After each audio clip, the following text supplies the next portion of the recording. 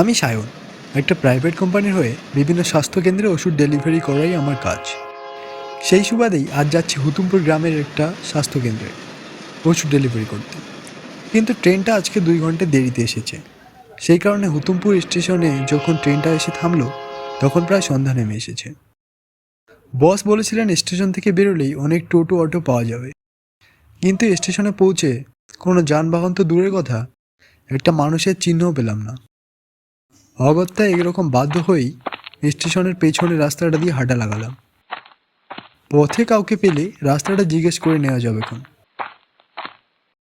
Minute 5 হাঁটার পর চোখে পড়লো একটা চায়ের দোকান। দোকানটা দেখে একটা স্বস্তি পেলাম। তড়িঘড়ি করে কাছে গিয়ে জিজ্ঞেস করলাম, এই যে দাদা, দয়া করে গ্রামের স্বাস্থ্যকেন্দ্রটা কোন দিকে একটু বলবেন? আমি ওখানে ওষুধ ডেলিভারি করতে এসেছি। দোকানদার যেন একটু অবাক হয়ে বললেন, কি বলেন বাবু, এই রাতের বেলা আপনি গিয়েছেন ওষুধ ডেলিভারি করতে? হ্যাঁ, ওই ট্রেনটা একটু দেরিতে এলো কি না। বুঝলাম, কিন্তু বাবু স্বাস্থ্যকেন্দ্র তো এখান থেকে অনেক দূর, প্রায় 1.5-2 কিলোমিটার মতো হবে। আর এই সময় তো কোনো টোটো বা অটো পাবেন না। আর যদি হেঁটে চান তাহলে তো প্রায় 2 ঘন্টা লাগতে পারে গো বাবু। কি বলো গু, 1.5-2 ঘন্টা? আগে বাবু, আপনি বড় একটা কাজ করেন, আপনি আমার সাথে আমার বাড়ি চলেন, রাতটা থেকে কাল না হয় যাবেন সেখানে। আরে না না গো, বস এর তাড়া আছে, বুঝলে। আজকের মধ্যেই ডেলিভারি করতে হবে ওষুধটা, না হলে আবার বস কথা শোনাবেন। তুমি বললে তার জন্য ধন্যবাদ। এবার আমি আসি গো, না হলে আবার দেরি হয়ে যাবে।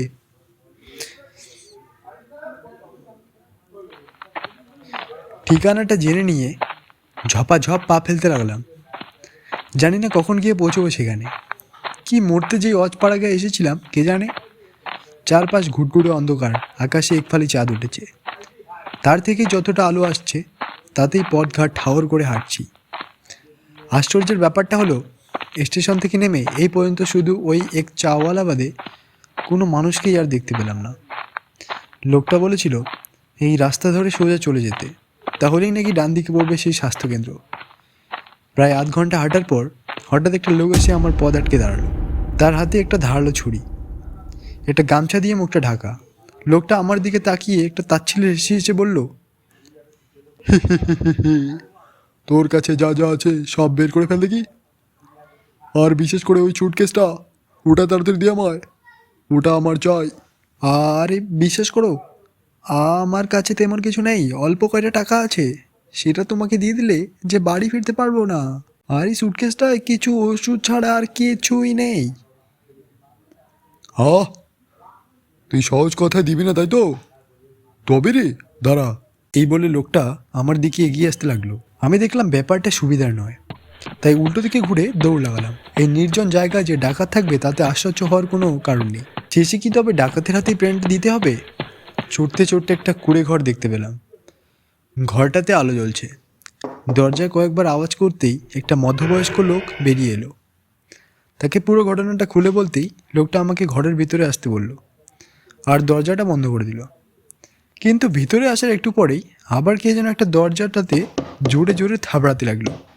একটু পর যা দেখলাম তাতে আমার সারা দেহের রক্ত হিম হয়ে গেল। দেখলাম সেই ডাকাত লোকটা দরজা বন্ধ থাকা সত্ত্বেও দরজা ভেদ করে ঘরের ভিতরে ঢুকলো। এ কি, তুমি এই কাঠের দরজা ভেদ করে ভেতরে কি করে এলে?